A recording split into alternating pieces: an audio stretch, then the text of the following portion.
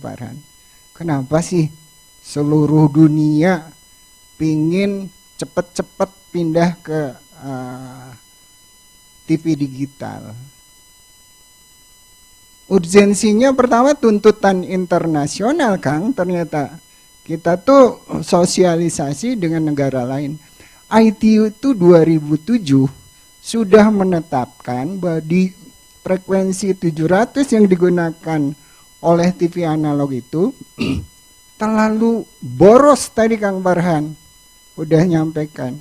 Jadi menggunakan di Indonesia 328 mega. Bandwidthnya, lebarnya kalau jalan, waduh, lebar tapi bisa dipakainya ya hanya oplet aja kan.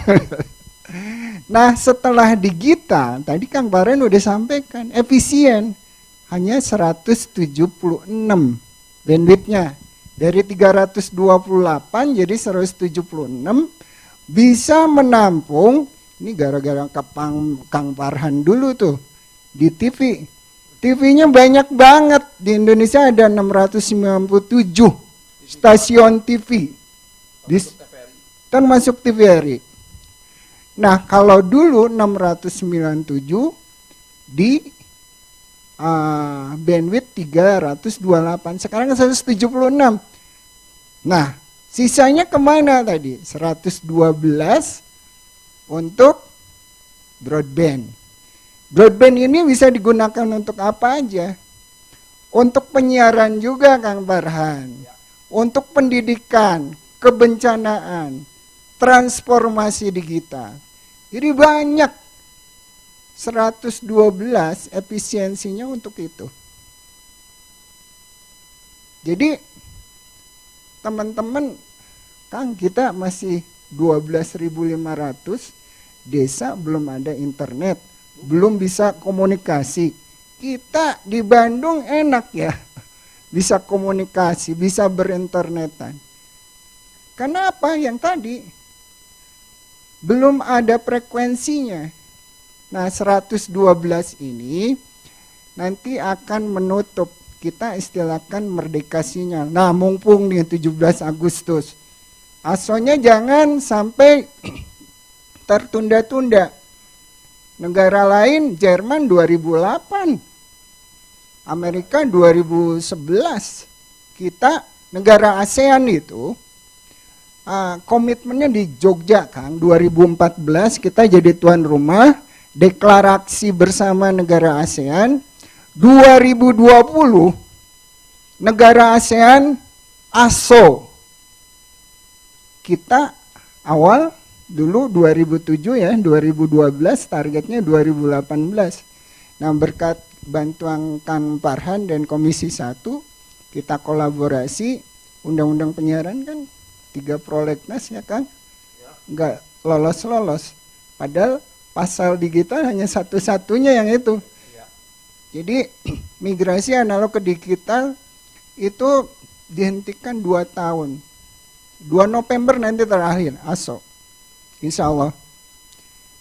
Nah ASEAN, Malaysia sama Singapura 2019 Pak Akbar ya, udah selesai. Problem lagi Kang kalau kita nggak ASO. Malaysia, Singapura udah ASO, frekuensi yang tadi nggak bisa digunakan di perbatasannya. Kenapa? Kita masih TV analog. Ketika mereka mau pakai 5G nih, mau ngebut-ngebut, TV analog kita mancar. Habis tuh, boro-boro denger. Khawatir Kang Farhan, gimana kalau kita disu oleh mereka? Di arbitrase internasional. Ada potensi ekonomi yang nggak bisa digunakan oleh Malaysia dan Singapura. Seperti itu.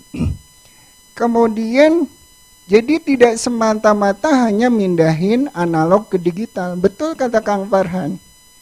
Multiplier efeknya banyak sekali. Tadi udah banyak. Untuk penyelenggara infrastrukturnya, jelas cost efisiensinya hanya 1/4-nya Kang. Jadi kalau misalkan Jakarta nih, saya contoh Jakarta ya. Jakarta itu 1 tahun untuk biaya pengeluarannya itu hampir di atas mendekati 1 triliun, Kang. Setahun. Listrik, bayar pegawai, buat maintenance segala macam. Sekarang dengan sewa MUK, tarifnya TVRI termasuk yang relatif murah ya. Itu variasi, Kang. Kita hitung variasinya itu maksimal 400 maksimum. Jadi efisiensi banget tuh. Satu buat infrastruktur. Kemudian yang tadinya penyelenggara yang TV-TV lokal, yang coveragenya asal-asal, maksudnya listriknya sedikit, akibat coveragenya kecil. Dengan infrastruktur MUK ini dijamu nih ikut TVRI ya. TVRI coveragenya 20 kilo, 30 kilo, kayak Unpad nih. Unpad itu ngikut salah satu MUK yang tadinya hanya 2,5 kilo di kampus, sekarang udah bisa se-Bandung Raya. Luas. Jadi efisiensi. Nah, yang paling utama tadi Kang Farhan udah sampaikan transformasi digital. Nah, kita 2017 itu karena dulu targetnya 2018 kita udah ASO. Kita kolaborasi dengan BCG, Kang Farhan. Konsultan 5 besar dunia lah. Nah, kita, ya Boston Konsultan, kita pengen tahu, benar nggak sih digital dividend yang tadi Kang Farhan ini benar-benar ada keuntungannya? Hitung-hitungan kita dulu karena asumsinya 2018 ini sudah ASO, kita hitung 2020 sampai 2026. Pas dengan Undang-Undang Cipta Kerja. 180 bisnis baru, hitungan konsultan. 232.000 lapangan kerja baru. Kemudian untuk pajak sama PNBP yang diterima pemerintah hampir 77 triliun selama 6 tahun. Dan Kang Farhan, Bapak Ibu sekalian, teman-teman yang ada di sini, tadi transformasi digital, subsidi ke PDB secara nasional itu hampir 400 triliun. Kan luar biasa ini. Ini Kang Farhan di Komisi 1. COVID, selama COVID, mana yang memberikan sumbangan paling besar untuk pertumbuhan ekonomi? E-commerce. Iya, di bidangnya Kang Farhan tuh. E-commerce tuh, shopping online. Di digital, tahun lalu 10%, Kang. Sekarang udah 6%. Pertumbuhan untuk dari bidang digital. Tepuk tangan dong buat Kang Farhan. Nah, jadi multiplier efeknya seperti ini. Di Jawa Barat ini banyak potensi yang tadi luar biasa. Kalau teman-teman yang hadir di sini, perlu nggak sekarang misalkan beli mall, toko gitu. Perlu nggak beli, wah udah saya kolaborasi punya perusahaan tersendiri. Sekarang nggak perlu, 1, 2, 3 orang cukup. Kang Farhan jagonya memang di bidang konten, saya marketing, Pak Akbar bidang teknis, sudah 3 ngumpul. Terbuktikan sekarang.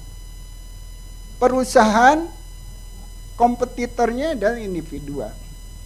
Nah, migrasi analog ke digital ini, kalau internetnya tadi udah secepat kita test case Kang Farhan waktu Mandalika, kecepatan internetnya 100 kali dari kecepatan internet yang sekarang.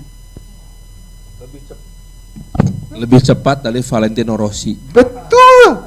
Kan waktu di Mandalika, coba bule-bule pada terkaget-kaget, wih internet kita bisa seperti itu, baru uji coba. Makanya saya nggak habis pikir kalau misalnya orang berpikir baik dari industri, dari masyarakat, misalkan tidak pindah ke siaran TV digital. Nah itu multiplier efek tambahan dari Kang Farhan. Kalau masalah infrastruktur, kita diawasi oleh Pak Kang Farhan Komisi 1 ini. Kita udah laporkan, infrastruktur digital tidak ada isu. 80% Kang udah selesai di seluruh Indonesia. Termasuk sisanya TVRI ini, karena swasta tuh Kang Farhan, nah ini catatan nih buat Komisi 1 dan pemerintah. Sebentar, saya mau nanya, 80% itu berarti masuk dalam palaparing? Bukan, infrastruktur digital MOOC-nya, Oh, multiplexing. multiplexingnya. Betul. Tinggal sisanya nanti untuk TVRI itu ada yang digital broadcasting system. Nah, TVRI untuk ASO ini ada 32 infrastruktur. Memang tidak diminati oleh swasta, Kang. Swasta itu kan minatnya pasti lokasi yang besar. Ada beberapa lokasi yang misalnya TV-nya analognya punya Pemda ada satu. Kan itu harus dijamin oleh negara numpang ke TVRI. 32 ini insya Allah akan selesai juga. Biayanya dibantu Kang Farhan tuh, kita bantuin dari Kominfo ke TVRI. Kemudian itu kan 112 yang terdampak ASO. 113 wilayah layanan lagi Kang Farhan itu masih blank spot yang tadi. Mereka dipaksa nonton free to air-nya melalui parabola, beli parabola. Mereka dipaksa untuk berlangganan. Biaya tinggi. 113-nya ini dengan bantuan Kang Farhan juga dan Komisi 1 DBS, Pak. Setelah ASO ada 256 lokasi kita bangun lagi untuk infrastruktur yang blank spot itu. Infrastruktur tidak ada isu. 697 ternyata mereka juga seneng Kang Farhan. Dari 697 hampir 80% mereka udah simulkas. Simulkas itu berarti siaran analog dan digital. Malah ada yang mereka karena saking senengnya dimatikan. 50% udah ASO mandiri. Jadi luar biasa. Nah, tugas kita sebenarnya sosialisasi kayak gini. Kemudian masalah set-top box dan perangkat digital sudah ada di seluruh Indonesia. Harganya juga relatif tadi 150.000 set-top box, ada 70 tipe set-top box sudah tersertifikasikan. Ya. Dari 36 vendor. Dan produksi TV analog sudah dihentikan tahun lalu, Kang. Jadi yang beredar sekarang ini adalah sisa produksi. Tapi masyarakat pinter ya Pak Akbar. Ketika masyarakat beli di toko elektronik, dikasih tuh, Pak ini TV analog sama set-top, bisa nonton TV digital.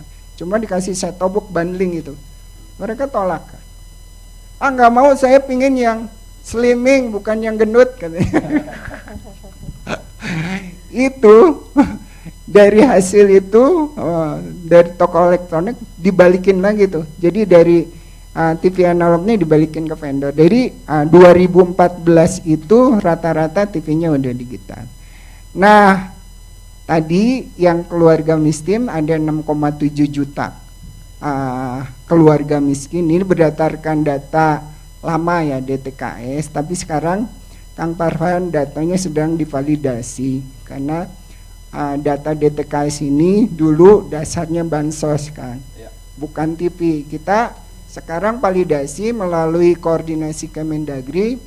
Insya Allah Bandung ini, Bandung Cimahi, nah kebetulan nih Kang, 157.000 set-top box. Mudah-mudahan dalam waktu dekat Kang Farhan untuk Bandung Cimahi set-top box-nya dari mana? Kalau di PP 46 pasal 85 sumber utamanya dari swasta, Kang. Mereka menang seleksi dan evaluasi infrastruktur. Gratis seleksinya, Kang. Di negara lain tuh bayar mereka ikut seleksi. Tanya deh di seluruh dunia. Tapi kita minta ke mereka. Ini gratis seleksinya, tapi tolong bantu untuk rakyat miskin gitu. Bukan seluruhnya. Coba tanya, di Malaysia bayar seleksi berapa? Di Thailand berapa? Di kita gratis. Nah, 6,7 juta itu dari grupnya STM ada 1,2 juta set-top box. Dari grupnya MNC 1,1 juta set-top box. Dari grupnya Metro 700, Trans 600, RTV itu 500. Nah, Vipa baru ngasih 150.000.